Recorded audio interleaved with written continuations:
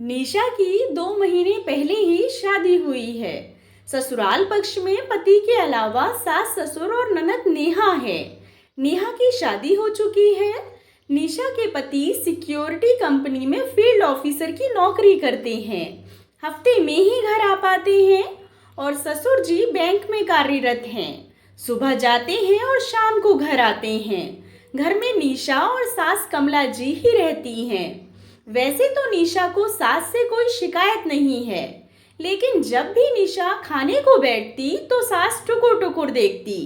उसको सास का यह बर्ताव कुछ ठीक नहीं लगता। एक दिन दोनों सास बहू नाश्ता कर रही थी। जैसे ही निशा ने खाने के लिए तीसरा पराठा उठाया, सास ने बीच में ही टोक दिया और कहने लगी, हाय बहू, तुम इतना खाती हो? इतने पराठे सेहत के लिए ठीक नहीं। तुम पहले से ही इतनी मोटी हो और मोटी हो गई तो बीमारियां घेर लेंगी।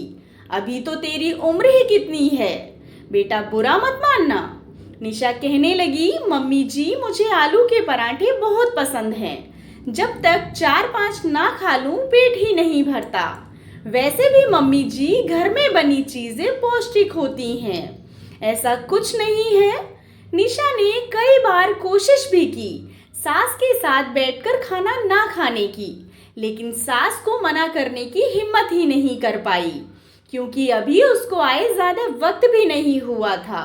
बस हफ्ते में 2 बार ही ढंग से खा पाती जब पति घर आते। अब तो सास की टोका टाकी हर रोज बढ़ती ही जा रही थी। बेचारी बीच में ही खाना छोड़ देती। निशा ने सोचा, कोई ना कोई तो हल निकालना ही पड़ेगा। ऐसे तो मैं भूखी ही मर जाऊंगी। सास कुछ ज्यादा ही चालू बन रही है। बताओ, यह भी कोई बात हुई? जितनी भूख होगी उतना तो इंसान खाएगा ही ना। कोई ना कोई तो रास्ता निकालना ही होगा।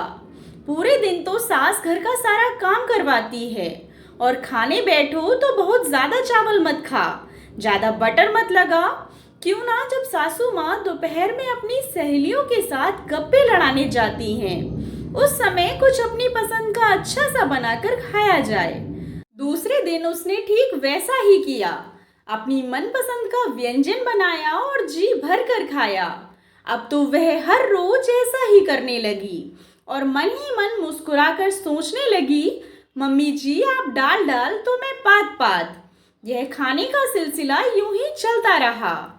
एक दिन रोज की तरह सास के जाते ही बहू ने झट से कुछ अपना मनपसंद बनाया और खाने लगी, परंतु सास थोड़ी ही देर बाद घर वापस आ गई, क्योंकि वह अपना फोन घर पर ही भूल गई थी।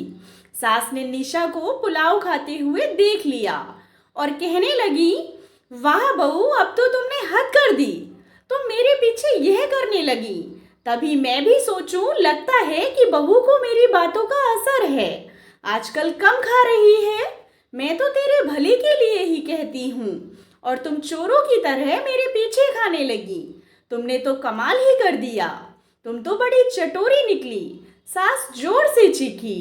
आज निशा की हिम्मत जवाब दे चुकी थी। उसने कहा, बस करो मम्मी जी, अब एक लफ्ज और नहीं। अच्छा हुआ आज आपने देख लिया। ऐसे चुप चुप कर खाने से मेरा मन भी आत्मग्लानि से भर चुका है और मैं आपसे कहने ही वाली थी कि मैं कोई इस घर की नौकरानी नहीं हूँ जो आपकी मर्जी से खाऊंगी। कितना खाऊंगी और कब खाऊंगी? पूरे दिन घर का सारा काम करवाती हैं आप, और खाना क्या पड़ोसियों के घर जाकर खाऊंगी भला? शर्म आनी चाहिए आपको।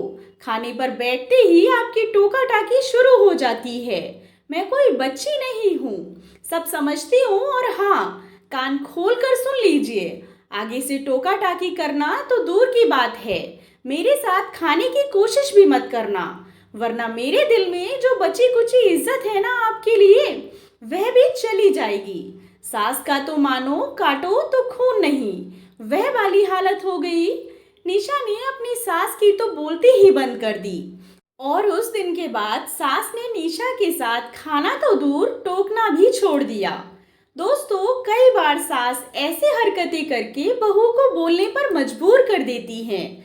ऐसा ना करें। क्या निशा ने ठीक किया? कमेंट करके बताएं। आशा करती हूँ आपको कहानी पसंद आई होगी। कहानी पसंद आई हो तो चैनल को सब्सक्राइब करें और कहानी को लाइक एंड शेयर करें। कहानी के बारे में कमेंट कर अपनी राय ज़रूर दें। कहानी सुनने के लिए आप लोगों का बहुत बहुत धन्यवाद।